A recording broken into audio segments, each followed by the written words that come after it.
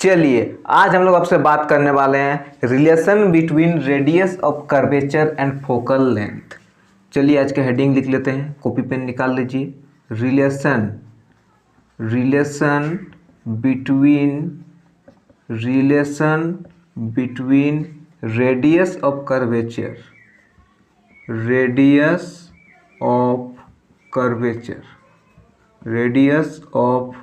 Curvature and focal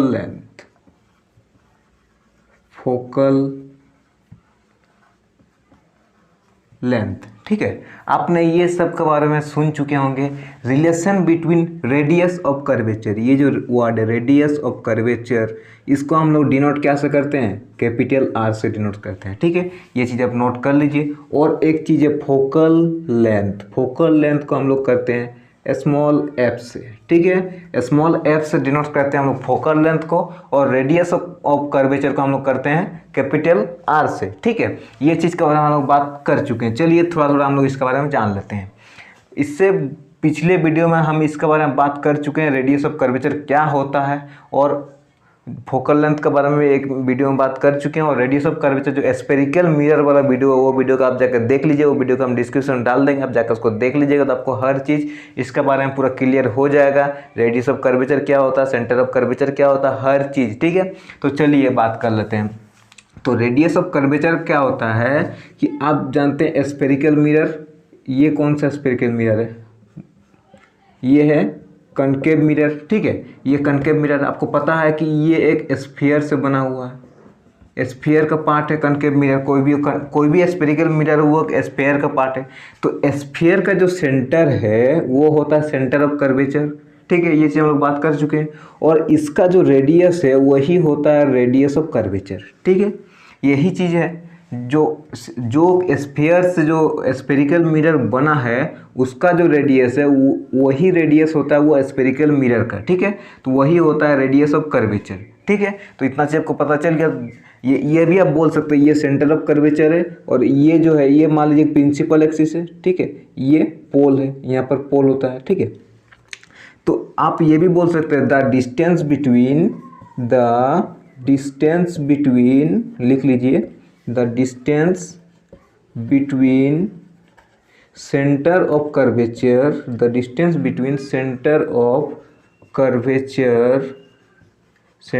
curvature to the pole is known as radius of curvature. ठीक है, मतलब अगर हम रेडियस ऑफ कर्वेचर की बात करेंगे तो क्या होगा? या तो हम ये भी बोल सकते हैं कि जो स्फीयर से मिलके जो स्फीयर का पार्ट है वो स्फेरिकल मिरर वही है, उसका जो स्फीयर का जो रेडियस होगा वो इस मिरर का भी रेडियस ऑफ कर्वेचर होगा। ठीक है, ये भी एक डिफिनेशन हो सकता है।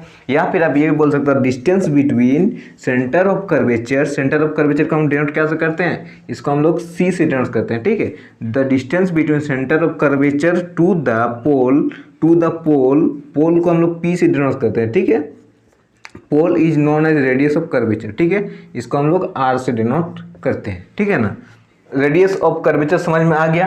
अब हम लोग बात करते हैं फोकल लेंथ के बारे में। ठीक है,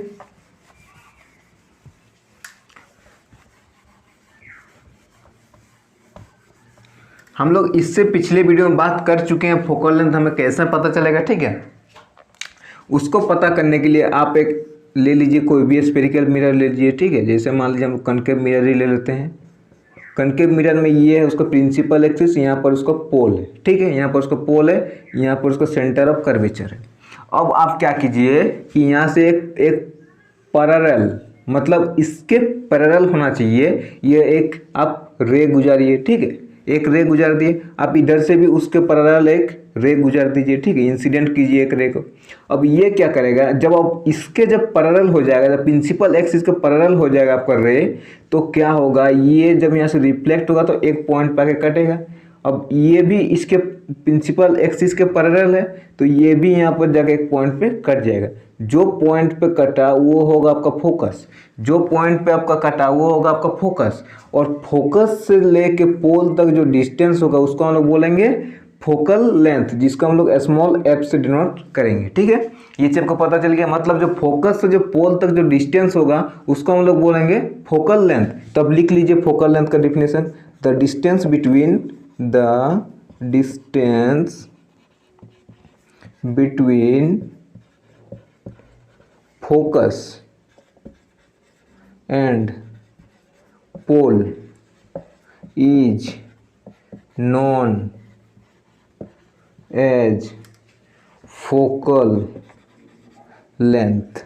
ठीक है, ये चीज़ आपको समझ में आ गया होगा। मतलब जो डिस्टेंस होता है किससे, फोकस से, इसको हम लोग क्या से डिनोट करते हैं, कैपिटल एफ से। ठीक है, और पोल को हम लोग बता चुके हैं कि पी से डिनोट करते हैं। ठीक है, और ये जो फोकल लेंथ है इसको हम लोग स्मॉल एफ से डिनोट करते हैं। ठीक है, तो ये चीज़ नोट कर लीजिए, डिस्टेंस बिटवीन फोकस एंड पोल। पोल और फोकस के बीच में जो डिस्टेंस है वो डिस्टेंस को हम लोग क्या बोलते हैं, फोकल लेंथ। ठीक है, अब आपको समझ में आ गया कि रेडियस ऑफ कर्वेचर क्या होता है, फोकल लेंथ क्या होता है। ठीक है, तो इस वीडियो में हम लोग बात करने वाले हैं रिलेशन। इसमें रिलेशन क्या है, रेडियस ऑफ कर्वेचर और फोकल लेंथ में रिलेशन क्या है, वही चीज़ हम लोग बात करने वाले हैं। ठीक है, तो रिलेशन का अगर हम बात करें तो ये रिलेशन होता है, ये चीज़ आप नोट कर लीजिए। उसके बाद हम लोग इसके बारे में अच्छे से बात करेंगे। r/2 ये एक उसका रिलेशन होता है। मतलब अगर हम लोग फोकस, ये क्या है, ये है हमारा फोकल लेंथ। ठीक है, ये आप नोट कर लीजिए, ये जो है f जो है ये है हमारा फोकल लेंथ। ठीक है, ये r जो है ये हमारा रेडियस ऑफ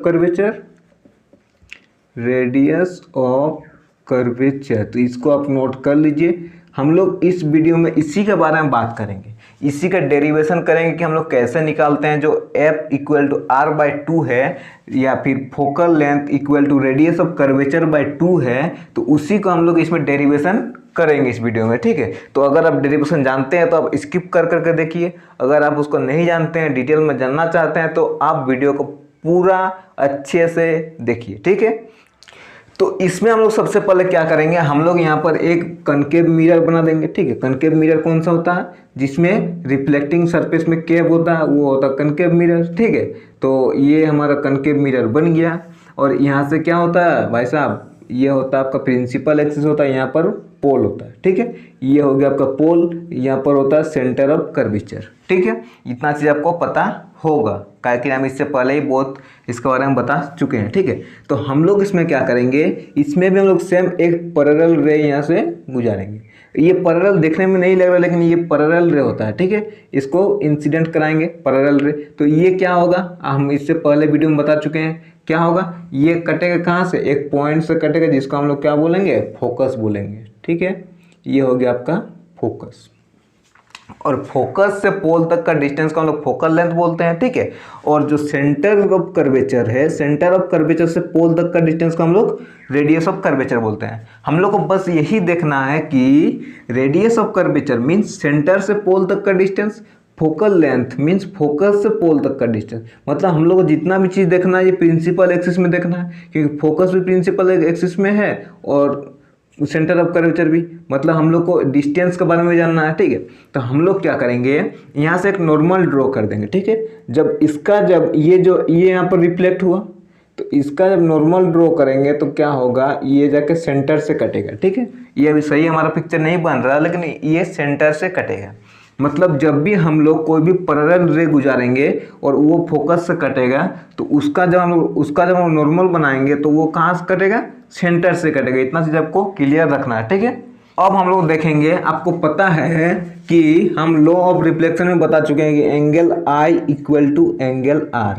ठीक है, एंगल ऑफ इंसिडेंस जो किसके बराबर होता है, एंगल ऑफ रिफ्लेक्शन के। ठीक है, तो आपको पता है कि एंगल ऑफ इंसिडेंस कौन सा है, ये वाला एंगल ऑफ इंसिडेंट है। ठीक है, और ये वाला एंगल ऑफ रिफ्लेक्शन। ठीक है, मतलब ये एंगल और ये एंगल आप नाम दे दीजिए। ये यहाँ पर मान लीजिए कि ए बी आपका रे है। ठीक है, ए बी रे है।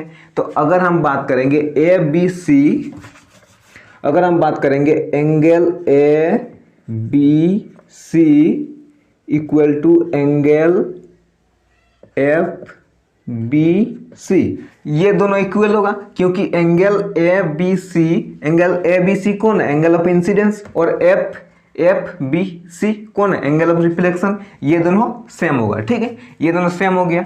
तो ये किसके कारण होगा, ये होगा law of reflection, law of reflection, ये भी लिख लीजिए तो आपको बाद में समझने में आसानी होगी, ठीक है। लॉ ऑफ रिफ्लेक्शन के कारण ये क्या होगा, ये दोनों बराबर होगा, ठीक है।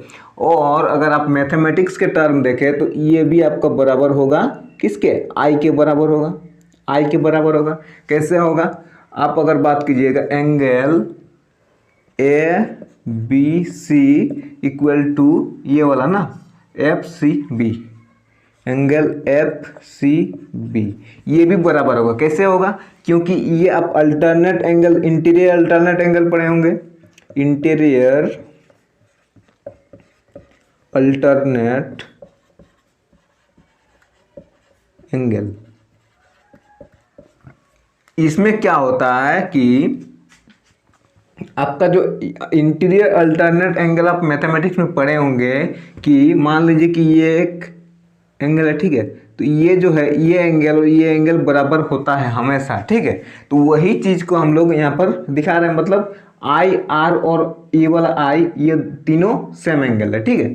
तो हम लोग ये बोलेंगे कि angle F C B equal to angle F B C, मतलब हम लोग जानते हैं कि आई और आर दोनों सेम है, ये एंगल और ये एंगल दोनों सेम है, तो ये एंगल और ये एंगल भी सेम है, मतलब ये एंगल और ये एंगल भी सेम होगा, ये दोनों एंगल सेम होगा।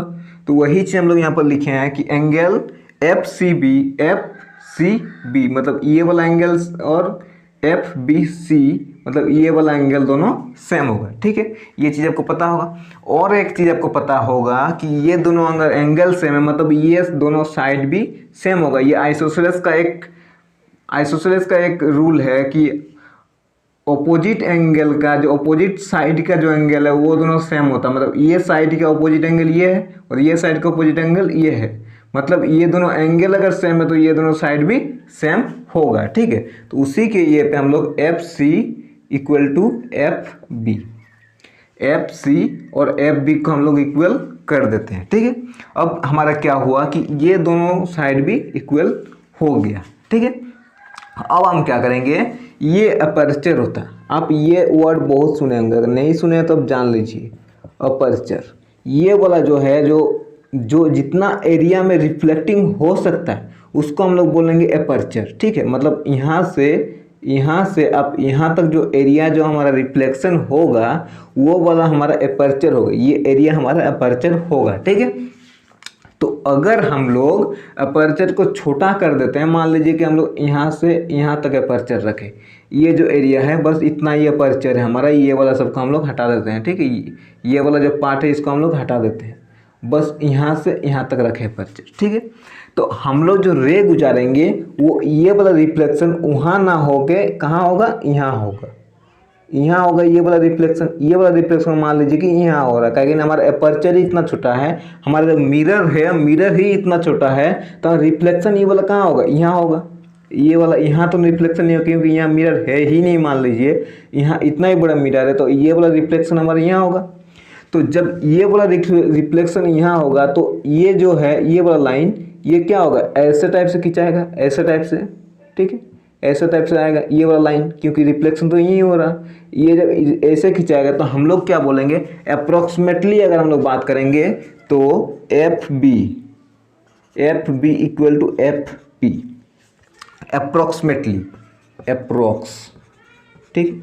अप्रॉक्स में क्या होगा, ये एफ बी के बराबर होगा। क्यों होगा, क्योंकि हम लोग जो अपर्चर है उसको हम लोग छोटा कर दे रहे हैं, अपर्चर जो छोटा कर रहे हैं तो रिफ्लेक्शन कहाँ होगा, मान लीजिए कि ये वाला जो है ये इधर से आ रहा है और रिफ्लेक्शन यहीं पर हो रहा है, मतलब अप्रोक्सीमेटली इसके बराबर ये वाला हो रहा है, क्योंकि एकदम सामने सट गया मतलब बराबर हो रहा है, एक ही पॉइंट पे जाकर मिल रहा है, एक पॉइंट के थोड़ा दूर मिल रहा है मतलब बराबर, सोचिए, ठीक है। तो अगर ये दोनों बराबर होगा तो ये दोनों मान लीजिए कि बराबर हो गया, तो हम लोग ऐसे लिख सकते हैं एफ सी, ये तो इसके बराबर पहले से था, एफ सी ये जो है ये इसके बराबर था, अब ये इसके बराबर भी हो गया, ठीक है, ये इसके बराबर भी, मतलब ये और ये इक्वल हो गया। तो हम लोग ऐसे भी लिख सकते हैं F P equal to F C, ऐसे लिख सकते हैं F P equal to F C, ठीक है। तो हमें पता है कि एफ पी और एफ सी दोनों इक्वल है, तो हम लोग ऐसे भी लिख सकते हैं F P equal to F P, लिख सकते हैं, ठीक है। चलिए इसको पहले रब कर लेते हैं। और हमको पता है कि रेडियस ऑफ कर्वेचर क्या होता है, सेंटर ऑफ कर्वेचर से पोल तक होता है, ठीक है। अब सेंटर ऑफ कर्वेचर से ये जो पॉइंट है यहाँ से यहाँ तक होता है रेडियस ऑफ कर्वेचर, और यहाँ से यहाँ तक हमारा है एफ सी, और यहाँ से यहाँ तक है एफ पी। मतलब अगर हम लोग ये दोनों को ऐड कर देंगे F P plus F C तो इक्वल टू हमारा रेडियस ऑफ कर्वेचर हो जाएगा। एफ पी और एफ सी मिला के अगर हम लोग बोलेंगे तो रेडियस ऑफ कर्वेचर हमारा निकल जाएगा, ठीक है। अब हमको पता है कि एफ पी और एफ सी दोनों सेम है, तो हम लोग लिख लेते हैं F P plus F P equal to R, लिख सकते हैं। अब 2fp equal to R, so fp equal to r/2 लिख सकते हैं fp। अब हमको पता है कि फोकस से लेके जो पोल तक होता है उसको हम लोग क्या बोलते हैं, फोकल लेंथ बोलते हैं। ये चीज़ पता है हमें, फोकस से लेके पोल तक। तो fp हमारा क्या fp हमारा क्या फोकल लेंथ है, तो इसका जगह हम लोग फोकल लेंथ को पुट करके ये वाला हमारा आ जाएगा, ठीक है। हमारा वही वाला आ गया f इक्वल टू r/2। आपको अगर इसमें थोड़ा भी कुछ भी डाउट हो तो आप नीचे कमेंट कर दीजिएगा, हम उस पर और एक वीडियो बना देंगे आपको समझाने के लायक, ठीक है।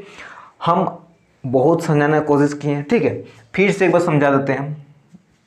चलिए देखिए, मान लीजिए ये एक हमारा क्या है, ये एक हमारा कनकेव मिरर है, ठीक है, कनकेव मिरर है। अब हम क्या करेंगे कि इसमें एक पैरेलल रे गुजारेंगे। जब भी कोई भी कनकेव मिरर में लोग पैरेलल रे गुजारते हैं, जो रिफ्लेक्शन होता है वो कहाँ से कटेगा, फोकस से कटेगा, ठीक है। वो फोकस से हमारा कट गया, वो फोकस से जब कट गया तो जब भी कोई फोकस से कटेगा रिफ्लेक्शन में, तो जो उसका नॉर्मल बनाएंगे तो वो कहाँ जाएगा, सेंटर ऑफ कर्वेचर में जाके कटेगा, ठीक है। और जो सेंटर ऑफ कर्वेचर, तो हम लोग पता है कि लॉ ऑफ रिफ्लेक्शन में क्या होता है, एंगल ऑफ इंसिडेंस और एंगल ऑफ रिफ्लेक्शन दोनों बराबर होता है, ठीक है। लॉ ऑफ रिफ्लेक्शन के ये में कि एंगल ऑफ इंसिडेंस और एंगल ऑफ रिफ्लेक्शन दोनों बराबर होता है, ठीक है। तो ये दोनों बराबर है, तो हमको पता है कि इंटीरियर अल्टरनेट एंगल में हम लोग का ये वाला और ये वाला बराबर हो गया, एंगल आई, ये वाला और एंगल आई, ठीक है। ये दोनों जब बराबर हो गया तो हमको पता है कि ये दोनों बराबर होता तो ये दोनों भी बराबर हो जाएगा। ये दोनों बराबर है पहले से ही, और ये भी बराबर हो गया तो ये भी बराबर हो जाएगा। तो हमको पता है कि जो आइसोसेलेस ट्रायंगल का रूल है कि जो साइड का ऑपोजिट एंगल बराबर होता तो वो दोनों साइड भी इक्वल होता है, ठीक है। तो ये साइड का ऑपोजिट एंगल और ये साइड का ऑपोजिट एंगल बराबर है, तो दोनों साइड बराबर है, ठीक है। तो अब हम लोग क्या करेंगे, जो अपर्चर है इसको हम लोग छोटा कर देंगे, इसको छोटा कर देंगे, ठीक है। यहाँ से यहाँ तक अपर्चर कर दिए, ठीक है। अब जब बस अपर्चर इतना बड़ा हो गया तो ये जो रिफ्लेक्शन है वो यहाँ पर होगा, क्योंकि अपर्चर तो इतना ही बड़ा है, ठीक है। रिफ्लेक्शन यहाँ पर होगा। अब यहाँ पर जब रिफ्लेक्शन होगा तो जो ये वाला जो एफ बी जो है वो यहाँ से गुजरेगा, ये वाला लाइन जो है अब यहाँ से गुजरेगा, तो हम बोलेंगे कि अप्रोक्सीमेटली एफ पी और एफ बी दोनों बराबर है, क्योंकि एक ही पॉइंट से बस थोड़ा सा ये अप्रोक्सीमेटली बराबर है, ठीक है। अब अगर मान लीजिए कि ये एक लाइन है और ये एक लाइन है और ये एक लाइन है, तो लगभग दोनों बराबर है, ठीक है। ऐसे ही गुजर रहा है ये वाला, तो ये वाला जब वैसे ही गुजर रहा तो अप्रोक्सीमेटली हम लोग एफ पी और एफ बी को बराबर कर देते हैं। तो हमको पता है कि ये वाला बराबर है, तो जब ये और ये बराबर हो गया तो ये भी बराबर हो जाएगा। अब जब ये दोनों बराबर हो गया तो अब हम क्या करेंगे कि हमको पता है रेडियस ऑफ कर्वेचर क्या होता है, सेंटर ऑफ कर्वेचर से पोल तक का डिस्टेंस होता है रेडियस ऑफ कर्वेचर, ठीक है। अब ये दोनों को जब प्लस कर देंगे तो हमारा रेडियस ऑफ कर्वेचर निकल जाएगा, क्योंकि पोल से सेंटर तक का डिस्टेंस ही दोनों में है, ठीक है। तो ये दोनों में जब निकालेंगे तो रेडियस ऑफ कर्वेचर निकल जाएगा। अब जब रेडियस ऑफ कर्वेचर हमारा निकल जाएगा ये दोनों को ऐड करने से, तो हमको पता है कि ये दोनों सेम ही है, तो एक ही ले लेते हैं, एफ पी को ही ले लेते हैं। तो हम लोग उसको दोनों को एक ही ले लिए, उसका 2fp कर दिए fp, और उसके बाद यहाँ से 2 जो था इसको हम लोग यहाँ नीचे कर दिए r/2, बस आ गया हमारा। हमको पता है कि फोकस से पोल तक का डिस्टेंस को हम लोग फोकल लेंथ बोलते हैं। फोकल लेंथ को हम लोग क्या से डिनोट करते हैं, स्मॉल f से, ठीक है। फोकल लेंथ का। ठीक है, तो आशा करते हैं कि आपको समझ में आ गया होगा। अगर आपको कुछ भी समझ में नहीं आया तो आप नीचे कमेंट कर दीजिएगा, हम उस पर और एक वीडियो बना देंगे। ठीक है, तो चलिए अब एक क्वेश्चन कर लेते हैं। देखिए, जब भी आप बात करेंगे फोकल लेंथ का, तो फोकल लेंथ कभी भी चेंज नहीं होता, चाहे कोई भी मीडियम आप एयर में रखिए, वाटर में रखिए या कहीं भी रखिए, फोकल लेंथ कभी चेंज नहीं होगा। क्यों? क्योंकि फोकल लेंथ क्या होता है, ये आर पे डिपेंड होता है, न कि सॉरी, फोकल लेंथ क्या होता है, वो रेडियस ऑफ कर्वेचर पे डिपेंड होता है, वो किसी मीडियम पे डिपेंड नहीं होता है। ठीक है, रेडियस ऑफ कर्वेचर जितना बड़ा होगा, मान लीजिए कि रेडियस ऑफ कर्वेचर कितना हो गया, 40 सेंटीमीटर हो गया, तो फोकल लेंथ कितना हो जाएगा, फोकल लेंथ हो जाएगा 20 सेंटीमीटर। ठीक, चाहे आपका मीडियम कुछ भी हो, उससे फर्क नहीं पड़ता है। ठीक है, मीडियम पे फोकल लेंथ का कोई असर नहीं पड़ता है। आपका रेडियस अगर कम होगा तो फोकल लेंथ कम होगा, अगर रेडियस बड़ा होगा तो फोकल लेंथ बड़ा होगा। ठीक, यही चीज़ आपको जानना। चलिए क्वेश्चन देख लेते हैं। क्वेश्चन में क्या पड़ा था, radius of curvature of A spherical mirror is 20 centimetre. मान लीजिए कि बोल रहे रेडियस ऑफ कर्वेचर क्या है, मतलब हमारा गिवन क्या है, चलिए सॉल्व कर लेते हैं। हमारा गिवन क्या है, गिवन है हमारा radius of curvature, R given है, आर इक्वल टू कितना दिया हुआ, 20 सेंटीमीटर है। ठीक है, हमारा फॉर्मूला क्या है, F equal to R by 2, ये हमारा फॉर्मूला है। ठीक है, हम निकाल लिए ये वाला, तो ये हमारा फॉर्मूला है। तो चलिए हम लोग पुट कर देते हैं, आर दिया हुआ आर बाई 2, तो यहाँ पर हम लोग पुट कर देते हैं एफ इक्वल टू 20/2, ये कट जाएगा 10, so f equal to 10 centimetre answer. ठीक है, ऐसे अगर हमारा मान लीजिए कि क्वेश्चन आ गया कि आपका फोकल लेंथ दिया हुआ 20 सेंटीमीटर, मान लीजिए कि ऐसा क्वेश्चन आ गया कि आपका जो फोकल लेंथ दिया हुआ 20 सेंटीमीटर दिया है, आपको आर निकालना, आपको रेडियस ऑफ कर्वेचर निकालना है, तो आप क्या कीजिएगा, आप पुट कर दीजिए, ये वाला फॉर्मूला पुट कर दीजिए। इसी को अगर आप सॉल्व कर कीजिएगा तो आर इक्वल टू क्या होगा, 2f, हाँ 2f होगा ना, 2f ऐसे पुट कर दीजिए। ये फॉर्मूला बना के आप यहाँ पर कर दीजिए। ठीक है, तो आप यहाँ पर दे दीजिए r इक्वल टू 2f। ठीक है, ऐसे दे दीजिए, और r इक्वल टू 2 इंटू 20, तो रेडियस ऑफ कर्वेचर क्या हो जाएगा, 40 सेंटीमीटर आंसर।